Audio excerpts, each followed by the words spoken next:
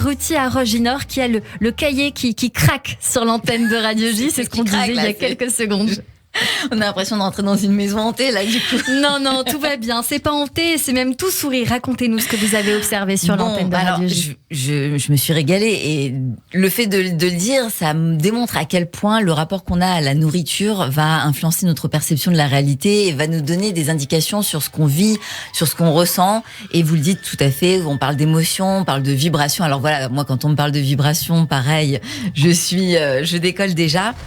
C'est vrai que pour quelqu'un qui est spécialisé dans les neurosciences, la psychologie positive, on sait à quel point le rapport à la nutrition, le rapport aux émotions, le rapport aux difficultés qu'on va rencontrer va influencer notre vie, les événements, les circonstances. Très tôt, vous dites que voilà, les difficultés que vous avez rencontrées, elles ont aussi façonné qui vous êtes aujourd'hui. Et cette façon de transmuter les difficultés et de les transformer en opportunités, c'est ce qui a été le fil conducteur après de votre orientation, puisque les choses elles se sont faites après naturellement.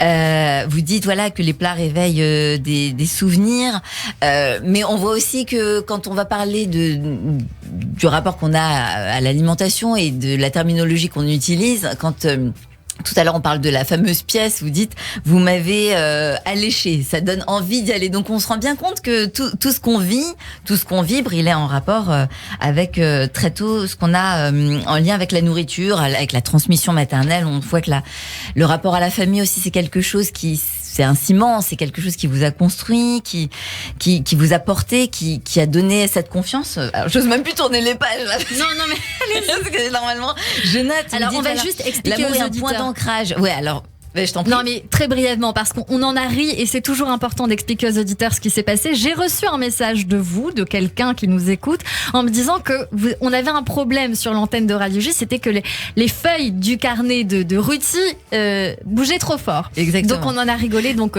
on s'est dit qu'on ferait attention pour la prochaine fois. Voilà. Ou qu'il me contacte, j'ai des solutions pour travailler sur cette thématique. Avec plaisir. Oui, vous disiez voilà, l'amour est un point d'ancrage. C'est une confiance qu'elle m'a donnée en parlant aussi de votre maman. Quand on parle de Feng Shui et de la méthode Ho'oponopono, voilà, moi aussi, c'est quelque chose que je travaille beaucoup avec les personnes et vous désacralisez ce rapport qu'on a avec la nourriture, cette peur qu'on peut avoir quand on parle de régime, de maigrir, parce qu'on sait que le cerveau aujourd'hui n'aime pas perdre. Donc, quand on parle de perte de poids, ça sert à rien parce qu'il va forcément chercher ce qu'il a perdu. Et donc, c'est vrai que pour comprendre en fait le rapport qu'on a à une situation, vous parlez de l'écriture de votre livre, où vous dites voilà, quand à un moment donné j'ai faim, c'est qu'il y a quelque chose voilà qui m'ennuie ou que je suis peut-être anesthésiée à certains niveaux. Et c'est vrai que aujourd'hui, on a des compensations et on va aller rechercher ce qui nous manque. On a une protection, on va aller rechercher de la sécurité, de la sérénité. Et vous le dites, voilà. Que le premier, vous avez fondu au moment de votre premier chagrin d'amour. Donc effectivement, les émotions, elles influencent les choses. Au même titre que vous dites, j'ai goûté aux joies de la vie à une période où vous commencez à retrouver cette liberté, cette autonomie, le fait d'aller à l'école, et je me suis envolée. On voit bien que voilà, on retrouve cette légèreté, cette liberté, cette capacité à se réapproprier sa vie au travers de l'alimentation, et que les événements, les circonstances vont aussi influencer le rapport qu'on a avec les choses. On dit perdre le goût de la vie ou le retrouver, croquer la vie à pleines dents. Et c'est vrai que tant qu'on n'a pas compris ce qui se joue intérieurement, ça va c'est ce qui va nous contrôler. Alors que en se réappropriant notre vie, comme vous le dites par rapport à la période du confinement, période de Covid qui a été inédite, c'est de pas tout changer. Ce qui compte, c'est surtout de comprendre ce qui se joue intérieurement. Parce que c'est les émotions, les sensations qui vont influencer les choses, alors qu'en réalité, c'est pas forcément de modifier des choses énormes, mais plutôt de se dire voilà, quel rapport j'ai à qu'est-ce que me renvoie ma tenue, qu'est-ce que me renvoie la nutrition. Non, mais c'est tout à fait vrai, parce qu'aujourd'hui, par exemple, j'avais une journée assez détente, donc je me suis habillé avec un pull, je suis pas mis en chemise, etc. Et en fait, j'ai adapté mon habillement à la journée que j'allais vivre. Je savais que c'était un moment de détente ici, le repas d'avant, c'était un moment de détente. Bon, après, ça va être plus compliqué, il va falloir que je parle avec mon éditrice, mais donc elle est toujours un peu turbulente. Mais voilà, mais bien sûr que vous avez raison. Surtout, là, je pensais à autre chose pendant que vous parliez. Je voulais vous raconter une expérience assez curieuse. Beaucoup d'auteurs ont traduit exactement la même chose que moi. Peut-être que vous, musiciens, vous vivez la même chose. Quand j'écris un livre, je suis extrêmement concentré sur le livre et je suis absent de tout le reste. Je suis à l'intérieur du livre. Je suis dans un monde parallèle. Enfin, c'est pas ésotérique, mais je suis ailleurs. Et puis ensuite, quand j'ai fini le livre, en général, je traverse une phase de quasiment de dépression. Ça veut dire, j'ai le blues, je suis triste. On dit que c'est le baby blues. Et quand je rentre en promotion, je suis très agile, très alerte, je suis très vif.